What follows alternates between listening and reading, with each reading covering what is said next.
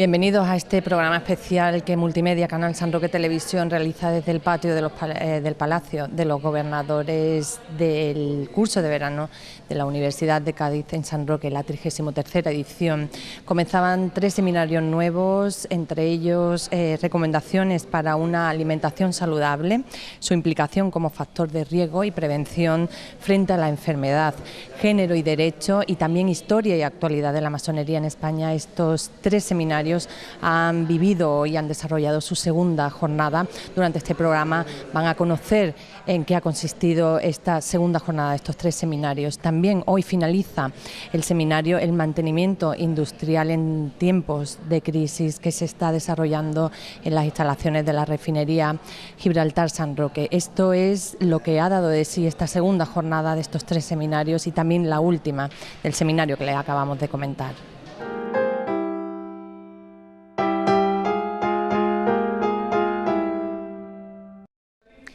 El seminario Recomendaciones para una alimentación saludable vive hoy su segunda jornada. La primera ponencia ha corrido a cargo de Diego Jiménez, que ha tratado los aspectos sociales a considerar en una alimentación saludable. Nosotros tenemos aquí en este set de Canal San Roque Televisión a Diego Jiménez. Hola, bienvenido. Muchas gracias. Gracias por atendernos. ¿Nos puede decir cuáles son esos aspectos sociales que inciden en que una alimentación sea saludable o no? De acuerdo. Sí, nosotros estábamos viendo que el fenómeno alimentario es un fenómeno fundamentalmente social. Está muy mediatizado por muchísimas variables de todo tipo, por ser un fenómeno de consumo sobre todo, ¿no? Y hemos analizado desde la población general, sobre el análisis demográfico, ¿no? Desde las distintas edades, las variables de sexo, género, el tema del estatus socioeconómico, pero a la vez todo eso cruzado con los factores ambientales básicos, o sea, el papel de la publicidad, el papel de los estilos de vida. Hoy día que se lleva mucho el tema de los estilos de vida saludables, intentar compaginar un poco lo que es efectivamente un mayor sedentarismo de la población con la importancia de estar bien nutrido y de hacer un ejercicio saludable, y cómo eso se puede transmitir a las próximas generaciones, fundamentalmente a los niños y las niñas. ¿Son los niños el sector de población que más está padeciendo esa alimentación no tan saludable? Pues es una parte de efectivamente la tercera edad es la población que menos está sufriendo esto. Todavía es una población que sigue todavía una dieta mediterránea, que todavía se cocina, no compra tanta comida elaborada y tal. Y los chicos, efectivamente, el problema es que tienen un sobreexceso de alimentación, de disponibilidad alimentaria en forma de chuchería, exceso de alimentación, bollería, pero es que a la vez tienen un comportamiento bastante sedentario. Y está muy impulsado, su consumo alimentario está muy impulsado por los medios. Un niño pequeño, ya sabemos que los de mediana edad y la adolescencia ya acude a Internet, pero un niño pequeño que todavía ve a la televisión ve en torno a unos 60 anuncios diarios en los que mucha publicidad sobre información de tipo alimentario, no digamos saludable, a una parte que es nociva, es importante, ¿no? Diego Jiménez, muchísimas gracias por atendernos. Muchas gracias. Gracias, hasta pronto. Bueno, pues nosotros vamos a seguir conociendo y vamos a contar con el segundo ponente de este seminario que trata esa alimentación saludable.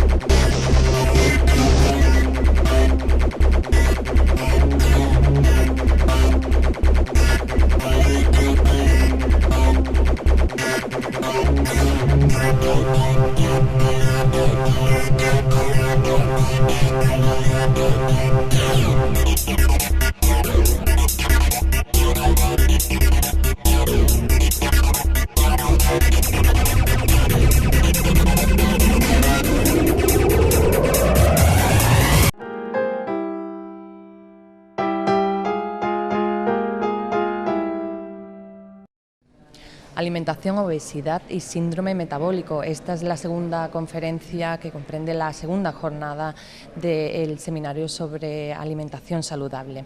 El ponente, la conferencia esta va a correr a cargo de Javier Aranceta, al que tenemos con nosotros y le damos la bienvenida. Gracias por atendernos.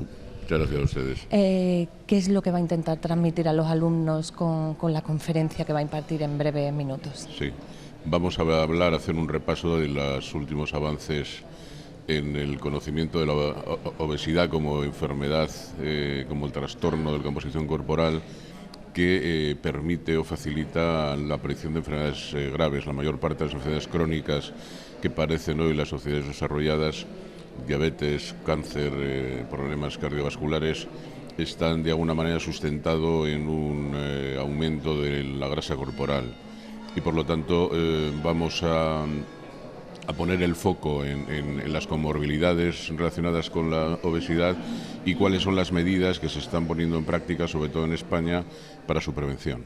¿Cuáles son esas medidas prácticas para prevenir esa? Pues llevamos inicialmente desde el mandato de la Organización Mundial de la Salud de favorecer una alimentación saludable y la práctica de actividad física. El Ministerio de Salud y las distintas comunidades autónomas han puesto en marcha proyectos, sobre todo centrados en el entorno escolar, para promocionar más actividad física, más deporte escolar y también para favorecer mejores menús en los comedores escolares. También el problema del vending, de las máquinas expendedoras de alimentos y bebidas que hay en los centros escolares. Que hay en los ¿no? centros escolares, o por lo menos en algunos.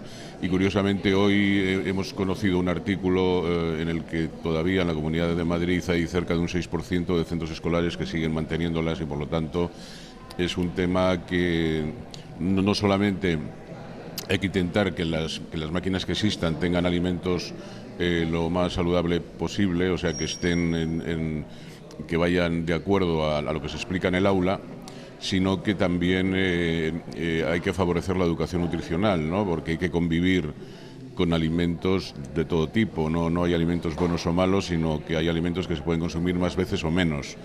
Y por lo tanto hay que aprender a convivir con toda la oferta alimentaria y esto es una decisión que se debe interiorizar desde el punto de vista educativo, ¿no? Pero si le pregunto ahora como madre, ¿cómo le quitas a un niño de 8 o 9 años o le dices eso no se puede comer? ¿Cómo se aplica en la práctica para un niño pues decirle no puedes comer esto cuando en televisión, por ejemplo, están bombardeando con que eso es guay? Sí, sí. ¿Cómo se aplica eso en la práctica? Bueno, estos son actitudes que se aprenden desde pequeñito, ¿no? Y entonces también con el ejemplo familiar, porque muchas veces sí. no hay esta correspondencia entre lo que se dice y lo que se hace, ¿no? Pero sí es verdad que los niños, si trabajas con ellos, saben perfectamente que hay alimentos que son ocasionales o que son para cumpleaños o que son para un día especial o que verdaderamente es mejor que mamá haga o papá haga un bizcocho que otro elemento de bollería que pueden encontrar por ahí, ¿no? Y al final ellos sí se regulan porque verdaderamente hay chuches, bueno, pues que se pueden consumir varias veces a la semana, ¿no? Por los caramelos duros, los regalices. Y entonces enseñándole por qué, porque no es una cosa arbitraria, ¿no? Sino que se explica. Si el mensaje en el colegio es parecido o igual al de casa, pues al final el niño tiene unas coordenadas, tiene unos límites y yo creo que, bueno, nuestros hijos son súper inteligentes, o sea, quiero decir que saben perfectamente que organizarse y al final, ahora, si lo dejas un poco al albur, claro, el niño no tiene trascendencia de sus actos, no sabe que una cosa le puede producir caries dentro de unos años o que tal, ¿no? Y por lo tanto su atemporalidad pues le hace ser un poco inconsciente. O sea, que es normal, quiero decir, ¿quién no hemos sido niños? Y queríamos comer chuches. Sí, Javier Aranceta, muchísimas gracias por atendernos. Nada, bienvenidos a San Roque. Gracias. Bueno, pues ahí quedaban esos consejos de cómo se puede controlar un poco o llevar esa alimentación saludable hasta ese sector de la población, el infantil.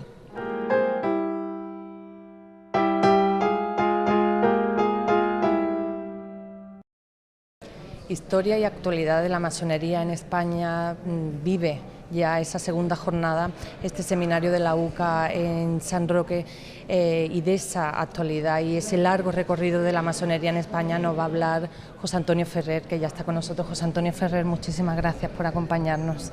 Gracias a vosotros. Su conferencia se va a titular El largo recorrido de la masonería en España. ¿Qué es lo que va a intentar transmitir José Antonio en esta conferencia? Pues un poco la historia a lo largo del siglo XVIII, que es cuando se introduce, hasta nuestros días. Una visión muy genérica de la historia de la masonería en España o de la historia de la no masonería en España, porque en realidad durante todo el siglo XVIII y la mitad del siglo XIX estuvo prohibida y perseguida. Luego en la época de Franco estuvo prohibida y perseguida, es decir, hay más periodo de prohibición y de persecución que de vida.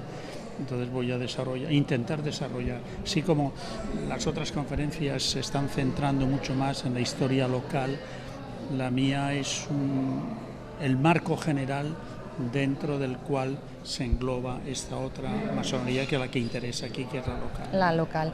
Tres rasgos de esa masonería en esos pequeños periodos en los que ha podido existir y desarrollarse en España. Tres grandes rasgos de la masonería en España. En el siglo XVIII no existe, está prohibida. Un breve periodo de la masonería bonapartista que prácticamente tampoco llega aquí a Andalucía. Se empieza a desarrollar a partir de la Revolución de Cádiz de 1868 y de la primera Constitución liberal, la del 69. Hay un gran florecimiento de masonería hasta finales del siglo XIX, es decir, son también muy pocos años. Muy pocos años, ¿no? A finales del XIX la masonería es totalmente barrida porque son acusados falsamente de las independencias de Filipinas, de Cuba y demás. En el siglo XX intenta renacer, lo hace, pero ya no con la fuerza que tuvo en el XIX. Viene la dictadura de Primo de Rivera, que crea problemas, y la dictadura de Franco, que no solamente los crea, sino que la aniquila. Entonces, como ves, es un recorrido un poco... Es una historia de la no masonería más que de la propia masonería, ¿no? Lo que voy a intentar, quizás estableciendo algún paralelismo con lo que ocurre en el resto de Europa, en el resto del mundo, donde la masonería no tuvo estos problemas tan específicos como los de aquí, ¿no? Y se desarrolla con total normalidad con respecto a otras tendencias, a otras formas de asociacionismo, ¿no? Sí, por ejemplo, en la masonería anglosajona allí nunca ha tenido ningún problema, es una asociación totalmente de prestigio.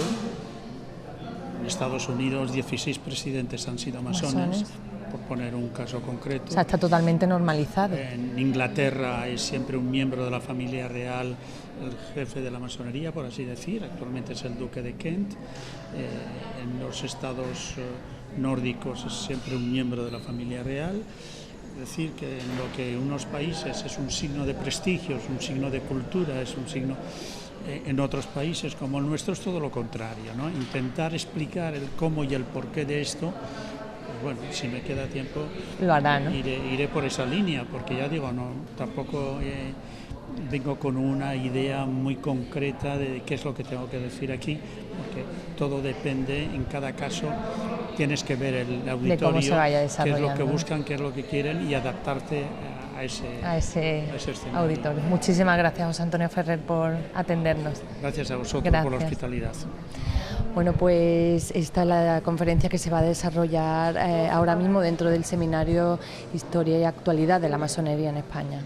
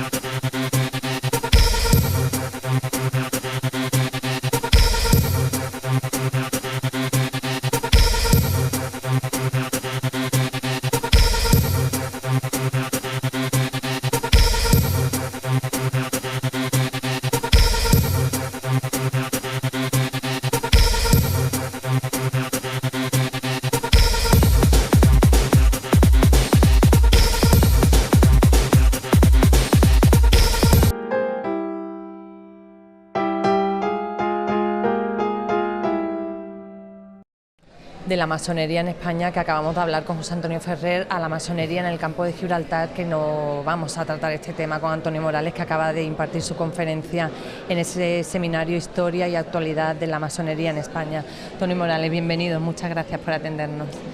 ¿Qué es lo que ha intentado transmitir en esa conferencia sobre la masonería en el campo de Gibraltar? Además, en un periodo determinado, ¿no?, que es de 1868 a 1936. Sí, bueno, en primer lugar, tomar conciencia de la importancia que ha tenido este fenómeno histórico en nuestra comarca. Ciertamente el campo de Gibraltar destaca dentro de la masonería española por su relevancia, por su importancia cuantitativa y por los hombres que se iniciaron aquí entre 1868 y 1936. Prácticamente podemos hablar de la edad de oro de la masonería en España y especialmente en el campo de Gibraltar. Esto tiene muchas explicaciones. La cercanía en primer lugar, de Gibraltar, donde la masonería está presente desde finales del siglo XVIII, es una cosa que no podemos obviar. También la cercanía de Cádiz, una ciudad cosmopolita, abierta a todos estos movimientos. Y bueno, todo esto, pues de alguna manera mi objetivo ha sido recuperar la memoria histórica de este movimiento, que tuvo unas implicaciones claras a nivel político, social, ideológico, económico y a todos los niveles. Muy bien, Antonio Morales, muchísimas gracias por atendernos. Le dejamos ya que disfrute de la siguiente conferencia. Gracias. Bueno, pues esas son las características que promovieron el desarrollo de la masonería en el campo de Gibraltar en ese periodo tan concreto, 1868-1936. Nosotros nos vamos ahora a las instalaciones de la refinería Gibraltar San Roque, donde nuestro compañero Julio Ruiz está conociendo cómo transcurre esta tercera ya jornada del seminario El mantenimiento industrial en los tiempos de crisis.